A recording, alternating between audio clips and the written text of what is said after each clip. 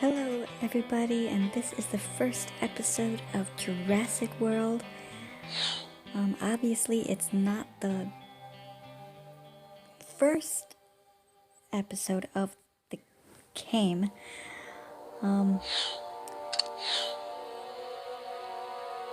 Let me just start off by saying how much I love Jurassic Park.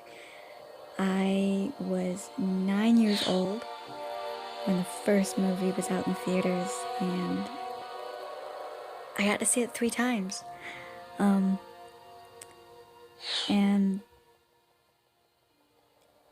it's stuck with me like my entire life.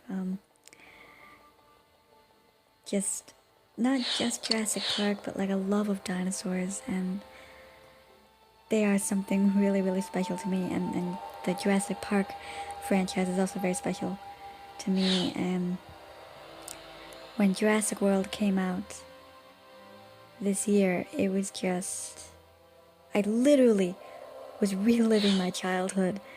And then next month, as a side note, Lion Guard came out, and I was 10 when I went to see Lion King, so yeah, I was literally reliving my childhood this year, and it's been incredible, absolutely incredible.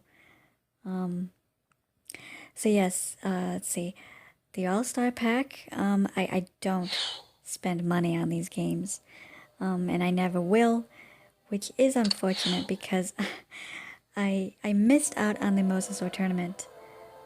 Well, I mean, I tried and fought my hardest, but in the end, I just didn't make it. The same with the other tournaments as well. I've yet to win a tournament dinosaur, and I hope to. I really, really hope to one day. But it's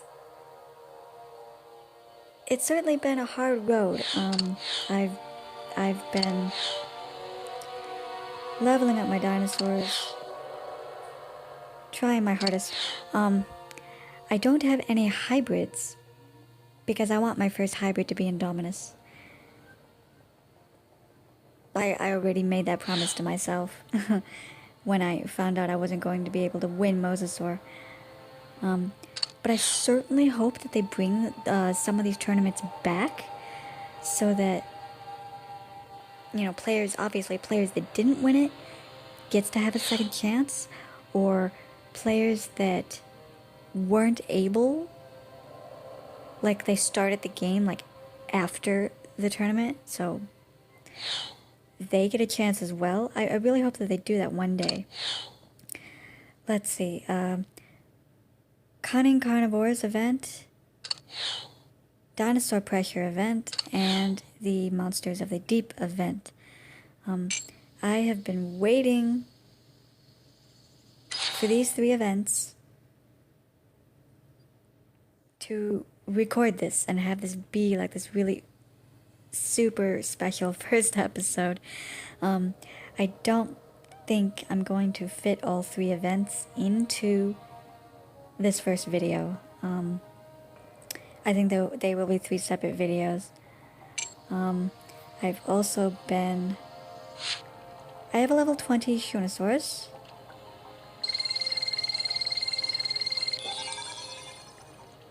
Grab that.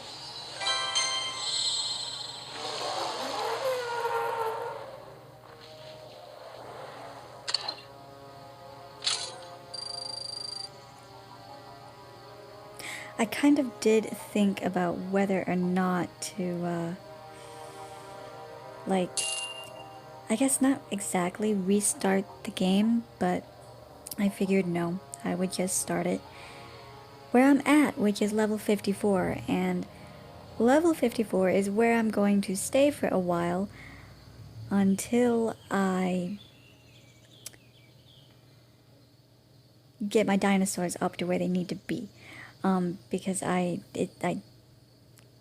it seems like it doesn't, you know, when you go up to certain levels, the game expects you to have your dinosaurs up to snuff, and if they're not, then they're not, and the game is not going to care. it's going to be very unmerciful on you, especially if your dinosaurs are low level. I mean, it was a big event when I got a lot of my legendaries up to level 40, completely maxed out. All these guys are maxed out. T-Rex is on its way to being maxed out. Except I haven't yet, but I will, and that will be a very special event for me, because when I started playing this game, I guess I didn't really think things through.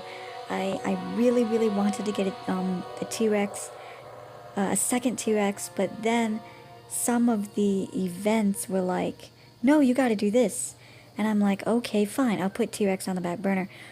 I should not have done that. I see that now. I should not have done that.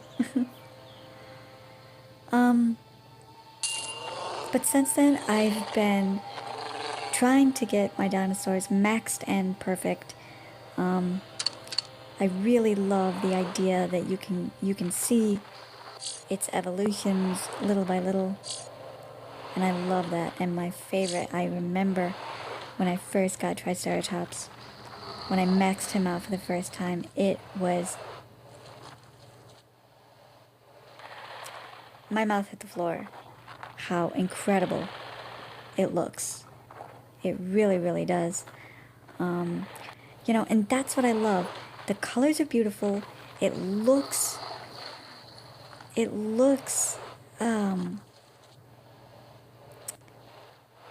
epic. Epic, that's the only word. It looks epic. And some of the other maxed out dinosaurs, they don't exactly look radically different. Some of them I can see them looking like Euoplocephalus. I don't have his original evolution form, unfortunately, but he looks basically like a normal dinosaur. And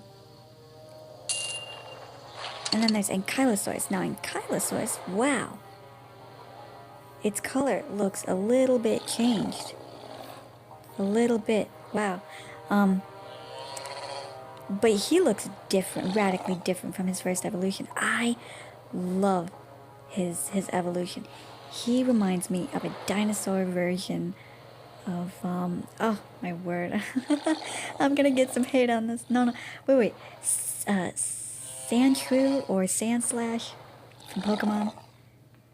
He's like the dinosaur equivalent of that. He looks cool. Yes, the final evolution of Tyrannosaurus and the final evolution of Indominus, they kind of look very, still a little bit similar to their original versions, and that's okay. This I have been waiting for. Megalodon. Megalodon is my favorite shark, my favorite sea creature. I had been waiting to record this. Super excited. I waited. I didn't buy it. There he is. There he is. In all of his epic glory.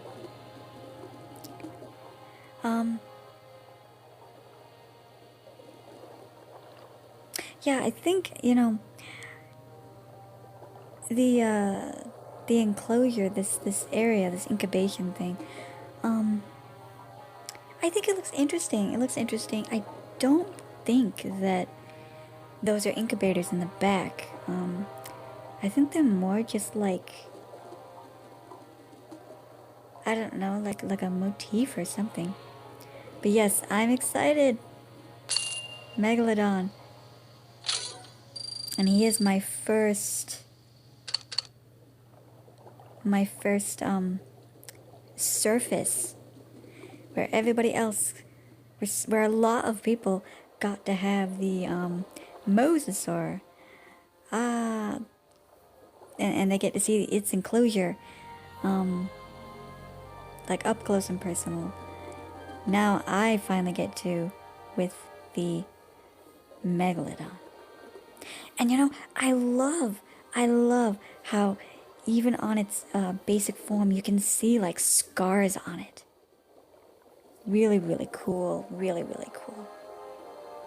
I mean, oh, look at that. Look at that. It's awesome. Battle worn, heavy hitting shark. I love it. Feeding animation. Interesting. Wow. I love that. That's awesome. I mean, Jaws eat your heart out.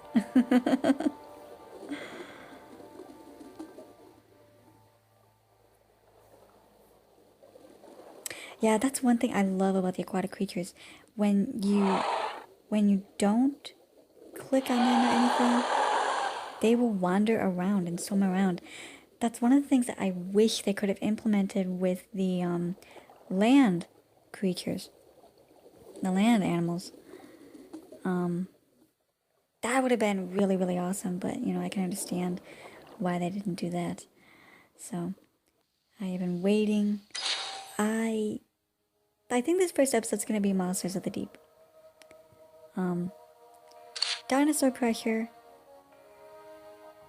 I think I can get it. And the cunning carnivores, I'm not 100% sure.